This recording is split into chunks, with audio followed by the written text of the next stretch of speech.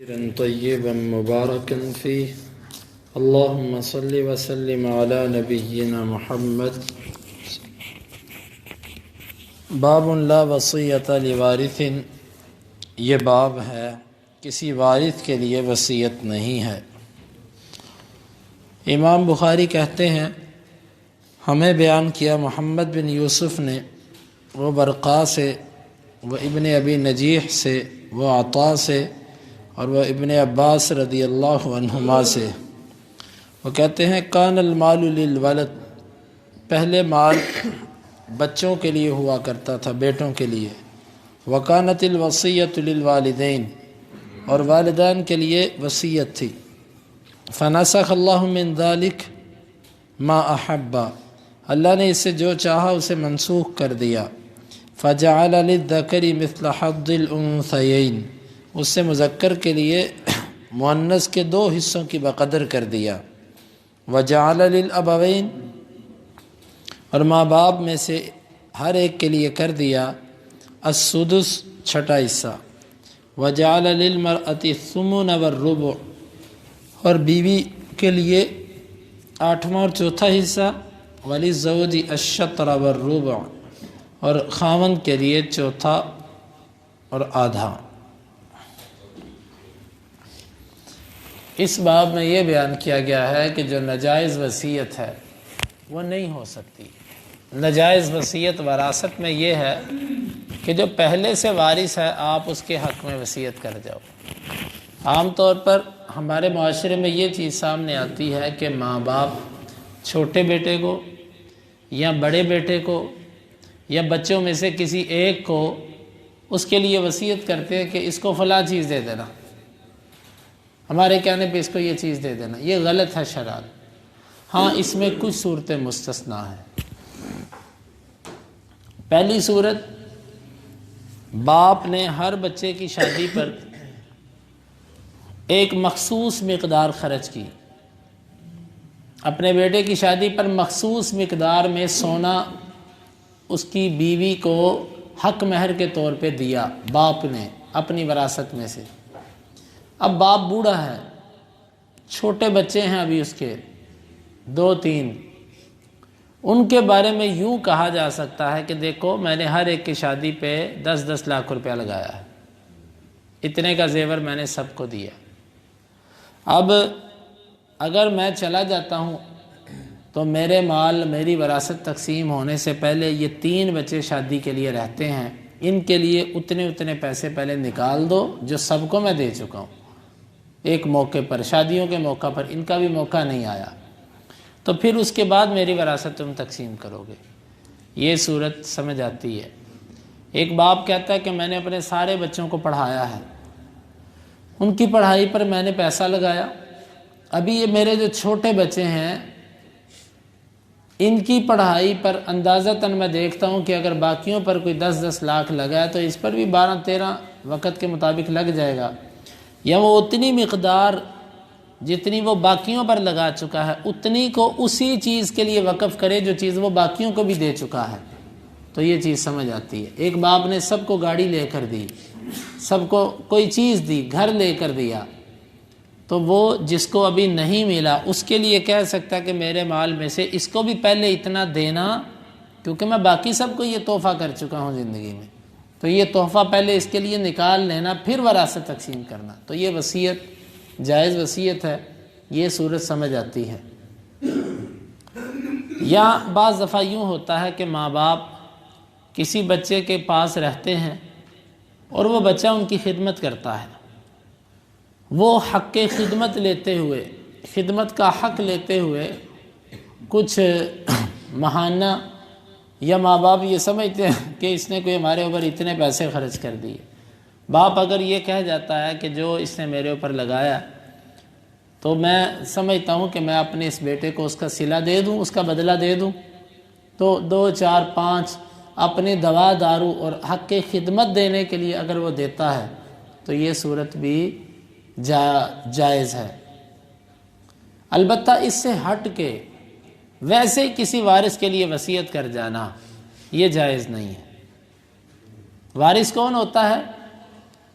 اولاد کے اللہ نے وارث بنا دیا، اس کو وصیت نہیں ہو سکتی۔ ماں باپ، ان کو اللہ نے وارث بنا دیا، ان کے لیے وصیت نہیں۔ ہاں، اولاد اور ماں باپ کے لیے ایک صورت میں وصیت ہو سکتی ہے، جب وہ وارث نہ ہو۔ اولاد ہو بھی اور وارث نہ ہو، یہ کیسے ہو سکتا ہے؟ جب اولاد کافر ہو۔ کافر مسلمان کا وارث نہیں بنتا۔ ماں باپ جب کافر ہوں تو وہ وارث نہیں بن سکتے، پھر ان کو وصیت کر دو کہ جی میرا باپ ہے، مرزئی ہے، تو وارث تو میرا نہیں بن سکتا، لیکن چلو اس کی دنیا اچھی گزر جائے، میں کہتا ہوں یہ کھا پی لے، کسی سے مانگے نہ، سوال نہ کرے، ذلیل نہ ہو، چلو میں اتنے پیسے اس کو دے جاتا ہوں کہ یہ اچھی زندگی گزارے، وصیت کر جاؤ۔ اولاد ہے، وارث نہیں ہے، لیکن وصیت کر جاؤ اس کے لیے تھوڑی سی، اگر کرنا چاہتے ہو۔ اگر وہ ٹھیک ہے، جوان ہے، تو چھوڑو اس کو، اپنے پاؤں پہ کھڑا ہو جائے، ویسے بھی وہ کافر ہے۔ تو اس صورت میں اسی طرح بعض دفعہ یوں ہوتا ہے، انسان کی اولاد نہیں ہے، اولاد نہیں، جب اولاد نہ ہو اور ماں باپ بھی نہ ہو، پھر بہن بھائی وارث بنتے ہیں۔ بہن بھائی، ایک بندے کی اولاد نہیں ہے، ماں باپ بھی نہیں ہے، وہ ایک بھائی کے لیے وصیت کرتا ہے، کہتا ہے اس کو میرے مال میں سے اتنا دے دینا، یہ وصیت غلط ہے۔ کیوں؟ اس وقت اس کا بھائی پہلے سے ہی وارث بن رہا ہے، اور وارث کے لیے وصیت ہو نہیں سکتی۔ ہاں، ایک صورت ہے، اس نے بھائی کے لیے وصیت کی، ابھی وہ غلط تھی، لیکن وصیت کرنے کے بعد اللہ نے اس کو بیٹا دے دیا، اب اس کے مال کا وارث اس کا بیٹا بن گیا، تو اب بھائی وارث رہا ہی نہیں۔ جب وارث نہیں رہا تو اس کو وصیت جائز ہو گئی۔ یعنی بات سمجھ آئی کہ بھائی اس وقت تک وارث تھا جب اس کی اولاد نہیں تھی، جب اس کی اولاد ہو گئی پھر بھائی وارث نہیں رہا، کیونکہ بیٹا وارث بن گیا نا۔ تو بھائی جب وارث نہ رہا تو اس کے لیے وصیت جائز ہوگی، کیونکہ وارث کے لیے وصیت نہیں ہے، تو بھائی اب وارث نہیں رہا۔ تو یہ بات شریعت نے واضح کر دی کہ جو بھی وارث ہے اس کے لیے اپنی طرف سے زائد وصیت آپ نہیں کر سکتے۔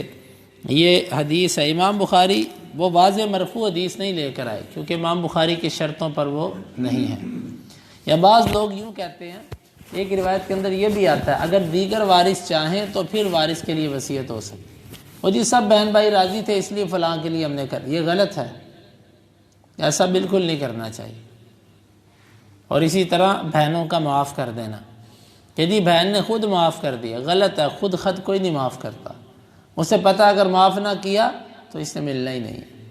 یہ بات لوگ پتہ اگر حصہ لے لیا تو یہ کہیں گے بھوکا ہے، لالچی تھا، عورتوں کے حصے پہ بیٹھا ہوا تھا۔ یہ سب ان لوگوں کی باتیں جو وراثت کسی کو دینا، کسی کا حق کسی کو دینا نہیں چاہتے۔ بہن کا اپنی وراثت کو معاف کرنا بھی جرم ہے، غلط ہے۔ اصل میں یہ ایک غلط رسم ہمارے معاشرے میں چلی ہے، جس کا نقصان یہ ہے کہ ہر کوئی شرما شرمی معاف کر رہا ہے، اگر وہ نہیں کرے گا تو لوگ کہیں گے اللہ فلانے کی بہن نے معاف کیا کہ نہیں کیا، فلانے کی نے کیا کہ نہیں کیا، تم بڑی لالچی نکلی ہو کہ تم نے وراثت مانگ لی۔ تو یہ معاف نہیں کرنا چاہیے، یہ غلط رسم ہے، غلط طریقہ ہے۔ تو بہرحال اس حدیث میں یہ ہے، شروع اسلام کے اندر ساری وراثت بیٹوں کو جاتی تھی، اولاد میں جاتی تھی، اور والدین کو وراثت نہیں جاتی تھی۔ پھر کیا ہوا؟ پھر والدین کو وصیت کی جانے لگی۔ پہلے وصیت ہوتی تھی کہ وصیت کر جاؤ تو کر جاؤ، وراثت نہیں ملے گی، لیکن اللہ تعالیٰ نے اس کو منسوخ کر دیا۔ ماں یا باپ ان میں سے ہر ایک کے لیے چھٹا حصہ مقرر کر دیا، اور اسی طرح جو بیوی تھی اس کو چوتھا یا آٹھواں حصہ اپنے خاوند کی وراثت میں طے کر دیا۔ اولاد ہے تو آٹھواں حصہ، اولاد نہیں تو چوتھا حصہ۔ خاوند کے لیے اپنی بیوی کی وراثت میں سے اگر اولاد ہے تو چوتھا حصہ، اولاد نہیں تو ٹوٹل جائیداد مال کا آدھا حصہ۔ مثلا انسان جو حق مہر دے چکا ہوتا ہے اپنی بیوی کو، اب وہ بیوی کا ہے، آپ اس کے مالک نہیں ہو، بیوی فوت ہوتی ہے تو اس حق مہر میں بھی پھر آپ کو حصہ ملے گا، یعنی ہر چیز میں سے حصہ ملے گا۔ فَجَعَلَ لِلذَّكَرِ مِثْلَ حَظِّ الْأُنثَيَيْنِ، ایک مذکر کے لیے 2 مؤنثوں کے بقدر حصہ بنایا۔ اللہ تعالیٰ نے ایسے کیوں دیا؟ اللہ بہتر جانتا ہے، ہمیں نہیں پتہ اللہ تعالیٰ نے مذکر کو کیوں ڈبل دیا عورت سے۔ ایک وجہ تو سمجھ بھی آتی ہے کہ مرد خرچ کرنے والا ہوتا ہے، مرد کے ذمہ انفاق ہے، خرچ کرنا ہے، تو ظاہر بات ہے جب وہ خرچ کرے گا تو اس کو زیادہ کی ضرورت ہے۔ عورت کے ذمہ یہ ذمہ داریاں نہیں ہیں، اس لیے اس کو کم دیا۔ اللہ رب العالمین سے دعا ہے کہ اللہ تعالی ہمیں یہ مسائل سمجھنے کی اور ان کے تقاضوں کو پورا کرنے کی توفیق عطا فرمائے۔ اللہم انفعنا بما علمتنا وعلمنا ما ينفعنا وزدنا علما وآخر دعوانا ان الحمد للہ رب العالمین۔ حدیث نمبر 2747۔